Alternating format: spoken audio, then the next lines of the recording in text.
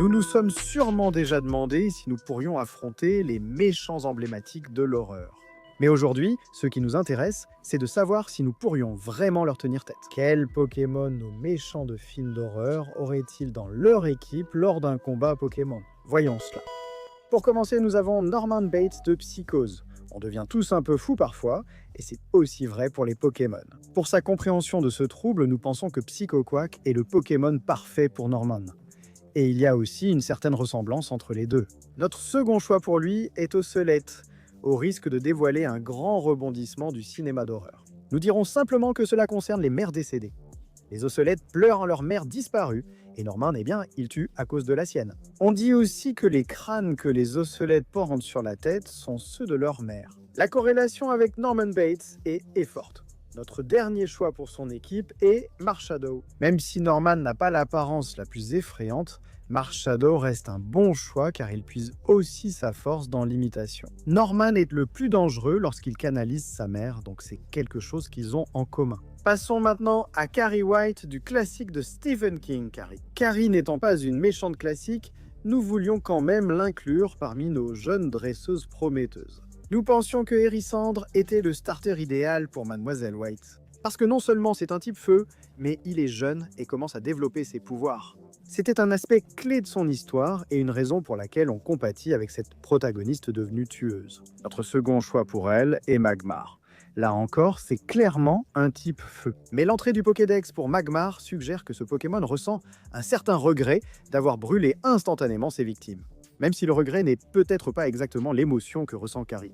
L'incendie n'était pas son intention initiale, car nous pensons que le feu et le massacre auraient pu être évités avec une meilleure orientation. Nous profitons de ce moment pour annoncer notre troisième choix, le plus optimiste, Gardevoir. Ce Pokémon de type Psy est empathique et aurait vraiment pu aider Carrie à éviter certaines catastrophes si elle en avait été la dresseuse à l'époque. Surtout comme ils deviennent protecteurs. Pour compléter son équipe, elle a Eoko, un Pokémon Psy dont les pouvoirs explosent quand il se fâche. C'est hélas plus réaliste pour l'intrigue du film, et ce n'est pas un Pokémon avec qui faire une farce. Sans de porc, après Carrie, on retrouve un autre méchant assez sympathique, Candyman du film éponyme. C'est l'un de nos choix les plus basés sur l'esthétique, mais on pense qu'on doit commencer avec Dardarnian. Privé de Pokémon, il emploie des abeilles semblables à celles qui l'ont tué. Mais on pense que s'il avait la chance de passer à un Pokémon abeille de type poison, il serait fou de ne pas le faire. Parmi les délices sur le thème des abeilles, notre second choix est Combi. Candyman attaque avec les objets utilisés contre lui de son vivant, donc choisir un Pokémon qui fabrique du miel a du sens, puisque son corps a été enduit de miel pour attirer les abeilles qui l'ont tué. Notre troisième choix pour lui serait Victreebel. Ce Pokémon plante dégage une odeur de miel parfaite pour l'équipe et utilise sa douceur pour attirer ses proies à tout droit. C'est très similaire à la façon dont Candyman opère déjà. Notre quatrième choix reste dans le thème avec Teddiursa, qui fabrique son propre miel. On pense qu'il s'amuserait beaucoup avec toutes ces abeilles. Enfin que Lorior prend la dernière place. Bien que cela s'éloigne du thème des insectes, des abeilles et du miel que nous avons établi, nous pensons que c'est un bel hommage d'offrir le Pokémon peintre à notre ancien artiste. Même l'art du Candyman est un motif récurrent dans le quotidien de ce tueur. Arrivant avec sa propre petite équipe, voici Leatherface du Massacre à la tronçonneuse du Texas. Notre premier choix pour ce fou à la tronçonneuse est Rattata.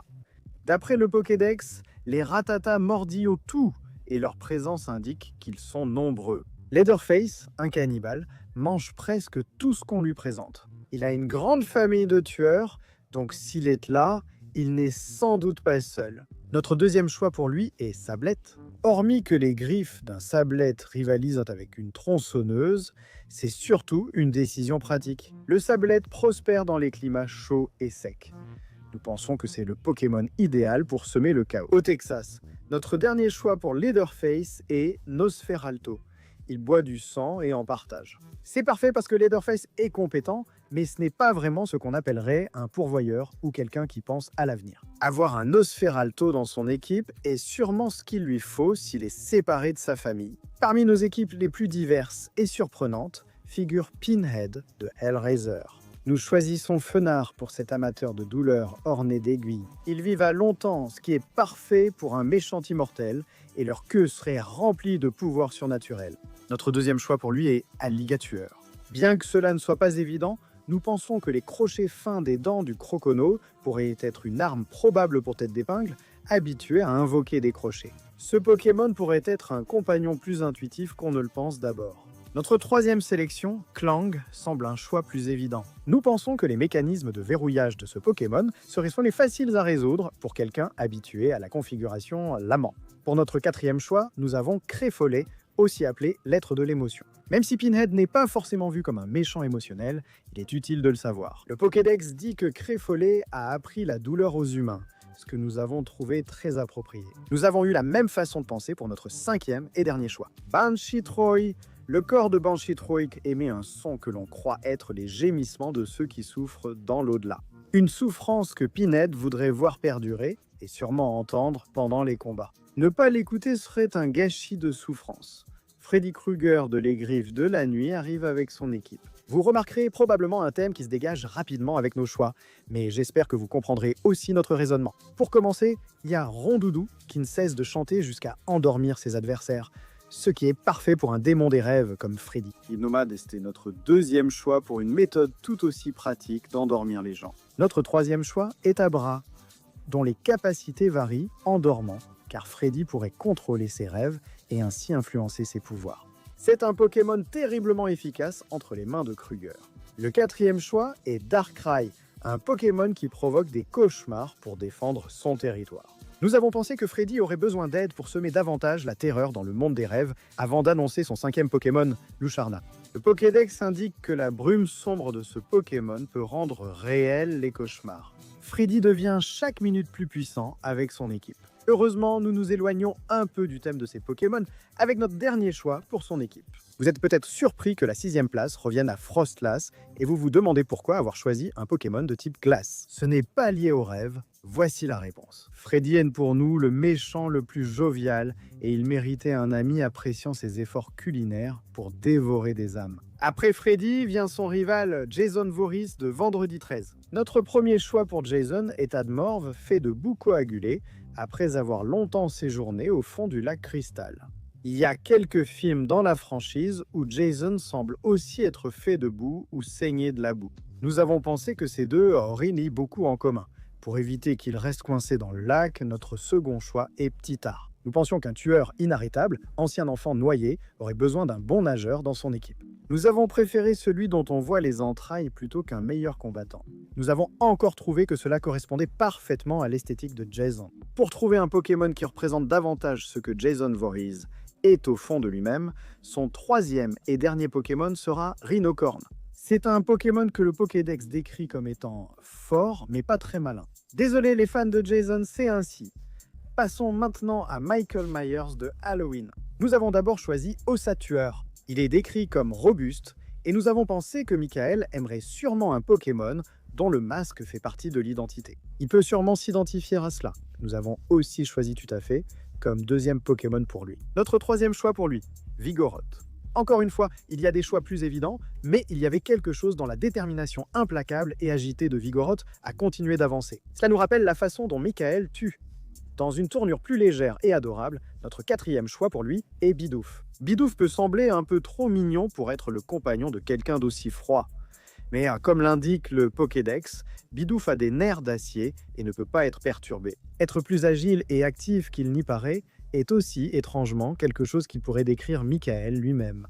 Notre dernier choix pour Monsieur Myers est Bruverne. Consultez le Pokédex pour comprendre notre choix. Citation.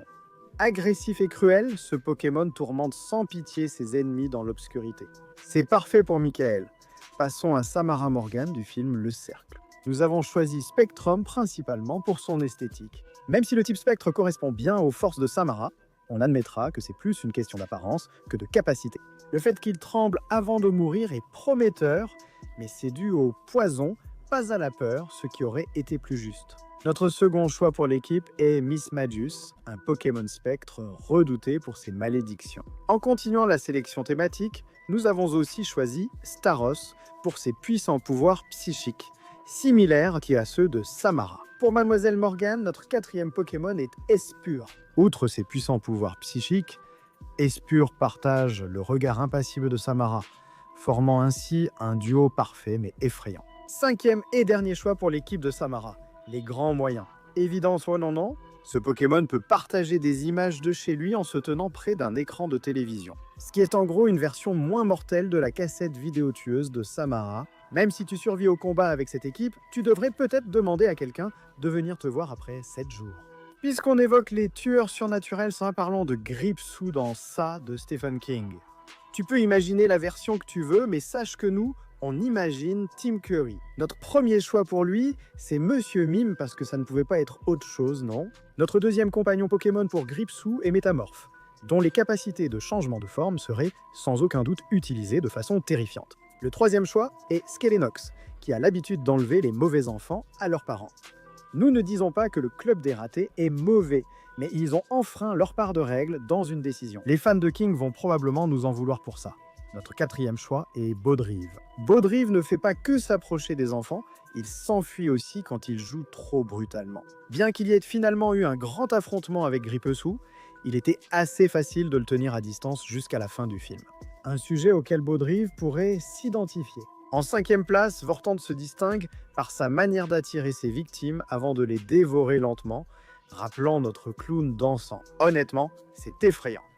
En sixième et dernière place, Miradar se distingue par ses yeux brillants et sa capacité à éblouir comme les Deadlights. Notre avant-dernier méchant aujourd'hui est le Dr Hannibal Lecter du film Le Silence des Agneaux. Le premier Pokémon que nous attribuerions à ce cannibale sophistiqué est Hariyama, qui est décrit comme appréciant l'étiquette. Son deuxième Pokémon est Altaria. C'est un Pokémon rare et très recherché que nous pensons être parfait pour un collectionneur qui apprécie la beauté. Altaria séduit le public avec sa chanson, rappelant le charme d'Hannibal, mais en moins dangereux. Le troisième choix est Milobellus, que nous avons en fait choisi pour des raisons similaires.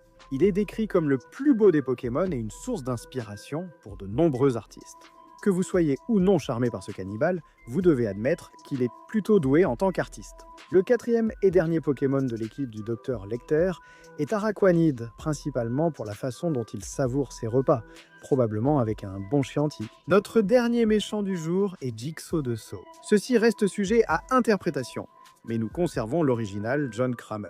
Nous commençons avec Kaorin, notre choix de Pokémon le moins évident. Un Pokémon inspiré d'une figurine d'argile serait un excellent remplaçant pour Billy la marionnette. Le Billy original a aussi été créé pour finalement devenir le symbole de ces pièges.